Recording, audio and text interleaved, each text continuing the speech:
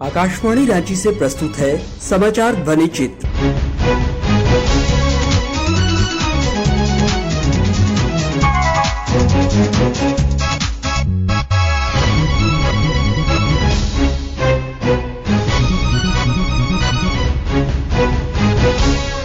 इस अंक में आप सुनेंगे डिजिटल मीडिया आचार संहिता 2021 विषय पर आयोजित वेबिनार पर विशेष रिपोर्ट। झारखंड समेत पूरे देश में 18 वर्ष से अधिक आयु के सभी लोगों के लिए सरकारी केंद्रों पर निःशुल्क टीकाकरण अभियान चलाया जा रहा है। सभी श्रोताओं से अपील है कि कोविड रोधी टीका जरूर लगवाएं। कोरोना महामारी के प्रति कोई लापरवाही न बरतें। जब तक आवश्यक न हो घर से बाहर न निकलें और 3 आसान उपायों का पालन करें। कोविड-19 से बचाव और सुरक्षित रहने के 3 उपाय। मास्क लगाएं, 2 गज दूरी है जरूरी, सुरक्षित दूरी रखें, हाथ और मुंह साफ रखें।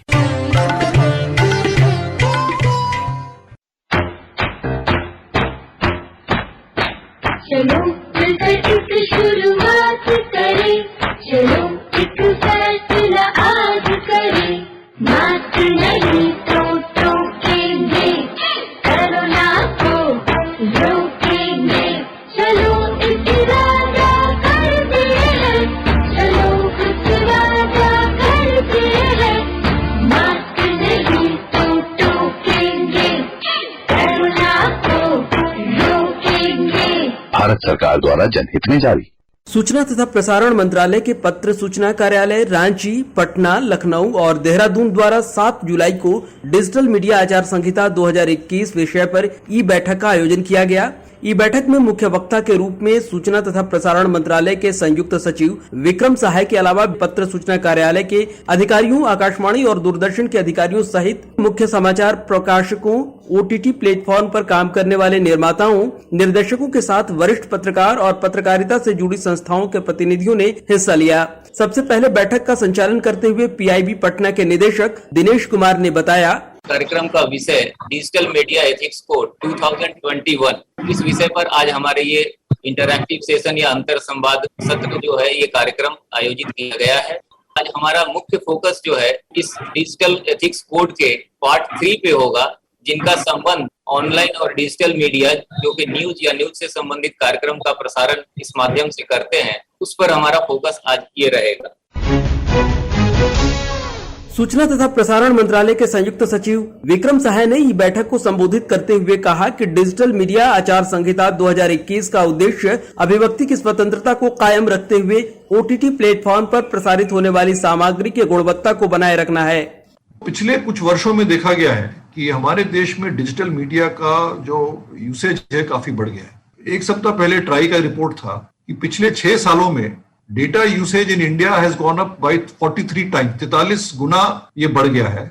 और इसका मुख्य कारण है कि एक तो डिजिटल मीडिया पर बहुत ज्यादा काम हुआ है, बहुत उस पर अवेयरनेस भी हुआ है, बहुत तरह की सुविधाएं भी दी गई हैं, और इसका जो कॉस्ट है, cost of usage has gone down by 24 times. So as a result वो न्यूज हो चाहे OTT प्लेटफॉर्म हो, सब्सक्रिप्शन बेस और रीडरशिप बेस और व्यूअरशिप बेस बहुत ही ज्यादा बढ़ गया है। इसका पृष्ठभूमि ये रहा था कि हम लोग जब रूल बनने के 1 साल पहले तक, पिछले साल 2019-20 में बहुत हमारे पास विवाद आए, शिकायतें आई कि स्पेशली मुख्यतः जो OTT प्लेटफॉर्म पर इस पर तरह तरह के जो प्रोग्राम्स आते हैं, इस पर कोई तरह का संतुलन नहीं है, कोई तरह का अंकुश नहीं है, और सरकार का कोई ऐसा कोई नियम नहीं है, नियमावली नहीं है जिस पर कि इस ग्रीवांस को हम लोग कुछ तरह से दूर कर पाए। दूसरा था, हमारे पास बहुत से member of parliament, member of legislative assembly, मुख्यमंत्री, गृह मंत्री और भी लोगों के भी खत आए, जिस पर भी उन्होंने ये शिकायत की है कि डिजिटल मीडिया जो OTT प्लेटफॉर्म से इस पर जो दर्शाया जा रहा है, जो कंटेंट है, उस पर कुछ न कुछ अंकुश लगना चाहिए या कोई तरह का एक कानून होना चाहिए। तीसरा कि बहुत से कोर्ट, न्यायालयों में, सुप्रीम कोर्ट में भी और अन्य हाई कोर्ट्स में भी इस तरह के बहुत से रिट पिटिशंस फाइल किए गए हैं, और उन रिट पिटिशन में भी ये बात आई है कि सरकार को इस पर कोई कदम उठाना चाहिए, ठोस कदम उठाना चाहिए। उसके अलावा मीडिया में आप लोगों द्वारा या और लोगों द्वारा बहुत से हम लोग ने लेख भी पढ़े हैं, लोगों का ओपिनियन भी है जिसमें कि इस बारे में चर्चा हुई है। तो ये सभी चीजों को देखते हुए ये एक पृष्ठभूमि जिसके बेसिस पर हम लोगों ने ये रूल्स बनाया था।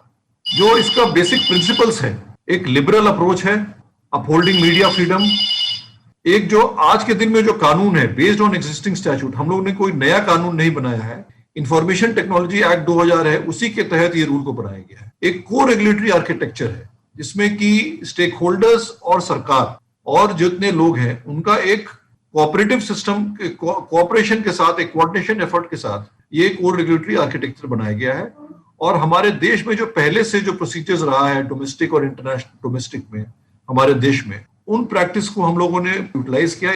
और जो अंतर्राष्ट्रीय एक्सपीरियंस जो आ रहा है, बहुत ऐसे देश हैं जहां पर ऑलरेडी पहले से कोई रेगुलेशन है, कोई इस तरह की प्रक्रिया है, उनको भी हम लोगों ने पढ़ाई की, उसका भी संज्ञान किया। जो रूल्स है उसका कवरेज दो प्रकार का, ठीक है। एक है इंटरमीडियरीज जैसे कि ट्विटर है, यूट्यूब है, फेसबुक है, ये इंटरमीडियरीज प्लेटफॉर्म होते हैं। ये चार मुख्य इसके फीचर्स हैं। पहला है जो इंटरमीडियरीज है इनका एक ड्यू डिलिजेंस होना चाहिए। जो पब्लिशर्स हैं उनके लिए तीन बातें हैं। पहला एक कोड ऑफ एथिक्स है पब्लिशर्स के लिए, वो डिजिटल न्यूज पब्लिशर्स हो चाहे ओटीटी प्लेटफॉर्म हो। दूसरा एक को रेगुलेटरी फ्रेमवर्क है, 3 टियर का है, 3 लेवल का कोड फ्रेमवर्क है, जिसमें कि जितने भी ग्रीवांसेस हैं, जो कंप्लेंट्स हैं, कोई भी आता है उसका हम लोग किस तरह से एड्रेस कर सकते हैं उन ग्रीवांसेस को। और चौथा कि जो भी हमारे पब्लिशर्स हैं उनको कुछ इंफॉर्मेशन फर्निश करना है भारत सरकार को, इनकी जानकारी के लिए कि वो लोग कौन लोग हैं, कहाँ हैं, देश के किस कोने में हैं, उसके लिए इंफॉर्मेशन हम लोग इकट्ठा कर रहे हैं। संयुक्त सचिव श्री सहाय ने डिजिटल मीडिया आचार संहिता के विभिन्न प्रावधानों की जानकारी देते हुए कहा कि आचार संहिता का उद्देश्य किसी को दंडित करना नहीं है। कोड ऑफ एथिक्स क्या है? जो न्यूज पब्लिशर्स हैं, डिजिटल न्यूज पब्लिशर्स हैं, आपको पता होगा जो लोग न्यूज़पेपर चलाते हैं, जो लोग न्यूज़पेपर इतने सालों से चला रहे हैं, प्रेस काउंसिल ऑफ एक्ट है, इसमें प्रेस काउंसिल ऑफ इंडिया एक है बॉडी, उस बॉडी ने एक नॉर्म्स ऑफ जर्नलिस्टिक कंडक्ट बनाया, एक किताब है जिसमें कि डूज एंड डोंट्स है जर्नलिस्ट के लिए, कि किस तरह से न्यूज़पेपर में, अखबारों में जब वो छापते हैं, वो कुछ भी लिखते हैं तो उसमें क्या डूज एंड डोंट्स। दूसरा, जो लोग का टीवी चैनल है वो लोग केबल टेलीविजन नेटवर्क के रूल्स में एक प्रोग्राम कोड है, उस प्रोग्राम कोड में भी लिखा हुआ है कि चैनल जब चलाते हैं, जब न्यूज दिखाते हैं तो क्या दिखा सकते हैं, क्या नहीं दिखा सकते। तो जो डिजिटल न्यूज पब्लिशर्स है उनके लिए कोड है कि ये दोनों चीज वो फॉलो करें। और तीसरा, any content which is prohibited under any law, किसी कानून के तहत अगर कोई कंटेंट नहीं दिखाना है उस कंटेंट को भी नहीं दिखाएं। तो एक तरह ये लेवल प्लेइंग फील्ड है। जो ट्रेडिशनल हमारे टीवी और न्यूज वाले हैं, जो उन पर एक तरह का जो रूल्स अप्लाई करता है, जो रेगुलेशंस अप्लाई करता है, same regulation, same guideline, same code will equally apply on the digital news publishers। ये इसमें प्रावधान है। जो ओटीटी प्लेटफॉर्म से, क्योंकि ये एक नया चीज है, ये ओटीटी प्लेटफॉर्म पर आज तक कोई तरह का रेगुलेशन नहीं रहा है। फिल्मों के लिए रहा है, जो फिल्म हम लोग टीवी पर देखते हैं, चाहे फिल्म सिनेमा हॉल में देखते हैं, उन पर सिनेमेटोग्राफिक एक्ट। लेकिन जो ओटीटी प्लेटफॉर्म पर जो कंटेंट दिखाया जाता है, वेब सीरीज और फिल्म, उस पर कोई तरह का डिसिप्लिन नहीं है, चाहे कोई तरह की पाबंदियां नहीं है। तो उसमें एक जनरल प्रिंसिपल है। जनरल प्रिंसिपल ये है कि कोई भी अगर any content which is prohibited under any law. दूसरा, ये जो आर्टिकल 19(2) है कॉन्स्टिट्यूशन का, उसमें कुछ रीजनेबल रिस्ट्रिक्शंस हैं for citizens which applies equally to media, that anything which promotes और encourages disrespect to the sovereignty integrity of India, promotes terrorism और violence against the state, friendly relations with foreign state, तो इस तरह की चीजें जो है, नेशनल सिक्योरिटी, इस तरह के कंटेंट को उनको नहीं दिखाना है। एक तरह का ये एक रोक है, चाहे एक रीजनेबल रिस्ट्रिक्शन जो कॉन्स्टिट्यूशन में। दूसरा है कि इनको सेल्फ क्लासिफिकेशन करना है। इन पर जो भी कंटेंट आता है, जो भी फिल्म बनाते हैं, चाहे वेब सीरीज आता है जो दर्शाया जाता है ओटीटी प्लेटफॉर्म पर, वो प्लेटफॉर्म खुद उसको सेल्फ क्लासिफाई करे। इसमें प्री क्लासिफिकेशन नहीं है कि कोई बोर्ड हो, चाहे सरकार का कोई संस्था हो जो कि इसको क्लासिफाई करेगा या सर्टिफाई करेगा। अपने से इनको सेल्फ क्लासिफाई करना है। जो क्लासिफिकेशन वो बनाते हैं उसको डिस्प्ले करना है प्रोमिनेंटली। आज भी आप देखेंगे कुछ ओटीटी प्लेटफॉर्म पर कुछ डिस्प्ले रहता है, कभी 16 साल 18 साल इस तरह का लिखा रहता है, और कंटेंट डिस्क्रिप्टर की उसके अंदर क्या चीज है वो चीज बताएं।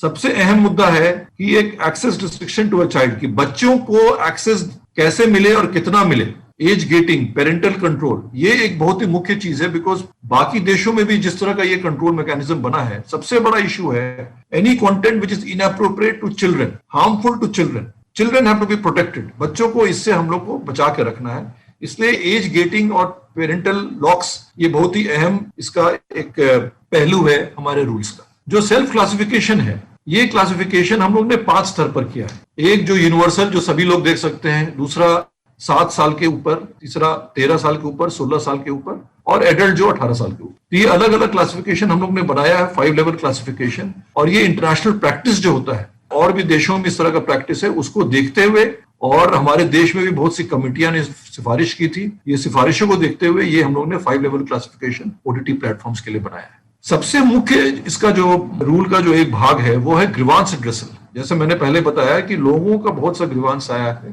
कि डिजिटल प्लेटफॉर्म पर जो लोग खबर देते हैं, चाहे जो ओटीटी प्लेटफॉर्म्स है, उसमें अगर कोई शिकायत, उस शिकायत को हम लोग कहाँ ले जाएं, शिकायत को कैसे एड्रेस करें। ये 3 लेवल पर है। जब मैंने बोला 3 लेवल को रेगुलेटरी आर्किटेक्चर, कोई भी शिकायत आता है तो सबसे पहले वो पब्लिशर के पास जाएगा। पब्लिशर, कोई न्यूज पब्लिशर हो चाहे ओटीटी प्लेटफॉर्म है, उनके पास वो शिकायत जाएगा और उनका एक दायित्व है कि इस ग्रीवांस को अपने लेवल पर वो रिजॉल्व करें। ये ग्रीवांस हम लोग जो बात कर रहे हैं वो कोड ऑफ एथिक्स की बात कर रहे हैं, और भी कोई ग्रीवांस नहीं। जो कोड ऑफ एथिक्स है उसी की ग्रीवांस की बातें हो रही है। उस ग्रीवांस को वो 15 दिन में, 20 दिन में उसका एक तरह से उनको एड्रेस कर दें। अगर वो एड्रेस होने के बाद भी अगर शिकायत है सिटीजन को, तो वो अगला जो लेवल है, लेवल 2 है self regulating body. On that level he can say that I am not satisfied with the type of response I've got from the publisher, and he files a complaint or an appeal before the self-regulating body. Self-regulating body क्या है? जो publishers हैं, OTT के publishers हों चाहे news publishers हों, 20-25 लोग इकट्ठा होकर एक अपना बॉडी बनाए और उस बॉडी में एक तरह का एक छोटा सा उनका कमेटी रहेगा और वो कमेटी इस तरह के जो अपील आते हैं, चाहे शिकायतें आती है, उसको वो हियर कर सकती है। अगर शिकायत फिर भी वहां से नहीं उसका रिजोल्यूशन होता है तो तीसरा लेवल है ओवरसाइट मैकेनिज्म, जो भारत सरकार, हमारे मंत्रालय में वो बात आ सकती है।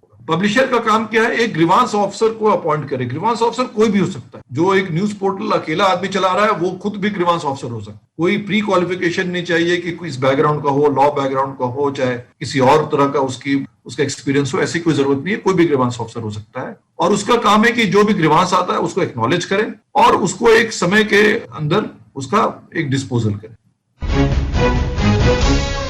ई बैठक को सूचना तथा प्रसारण मंत्रालय के विभिन्न अधिकारियों के अलावा कई संस्थानों के प्रतिनिधियों ने भी संबोधित किया। कार्यक्रम के अंत में पीआईबी रांची के अपर महानिदेशक अरिमर्दन सिंह ने बैठक में भाग लेने वाले सभी प्रतिभागियों का आभार व्यक्त करते हुए कहा, मैं चारों राज्यों से जो प्रिंट, इलेक्ट्रॉनिक और ऑनलाइन मीडिया से जुड़े हुए वरिष्ठ पत्रकार, सीनियर करेस्पॉन्डेंट्स और जो हमारी बहुत सारी जो यूनिवर्सिटीज हैं, विश्वविद्यालय हैं, जर्नलिज्म की यूनिवर्सिटीज हैं, वहां के वाइस चांसलर से लेकर के वरिष्ठ प्रोफेसर और शिक्षक और वहां के स्टूडेंट्स भी जुड़े रहे।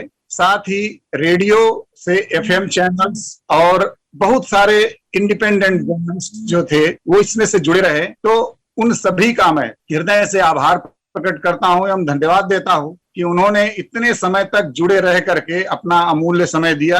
हालांकि हमारा रजिस्ट्रेशन 1000 के पार था, लेकिन बहुत सारी परिस्थितियां होती हैं जुड़ने के लिए।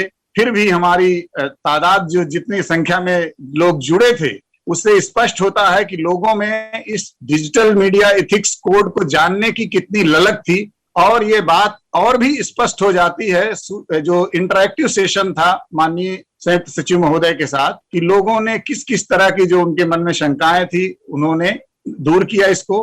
तो मैं सभी का हृदय की गहराइयों से आभार प्रकट करता हूं, धन्यवाद देता हूं। इसके साथ ही मैं यूपी, उत्तराखंड, बिहार और झारखंड के पत्र सूचना कार्यालय, रीजनल आउटरीच ब्यूरो, आकाशवाणी और दूरदर्शन के सभी अधिकारियों और कर्मचारियों का, जिन्होंने पूरे प्रत्यक्ष रूप से या अप्रत्यक्ष रूप से इस आयोजन को सफल बनाने में अपना महती भूमिका निभाई। हमारे विभाग के अलावा और भी जो लोग इससे जुड़ करके इस हमारे आयोजन को सफल बनाया, सभी का मैं हार्दिक आभार और धन्यवाद ज्ञापित करता हूं। इसके साथ ही आकाशवाणी रांची से समाचार ध्वनि चित्र का आज का संस्करण समाप्त हुआ।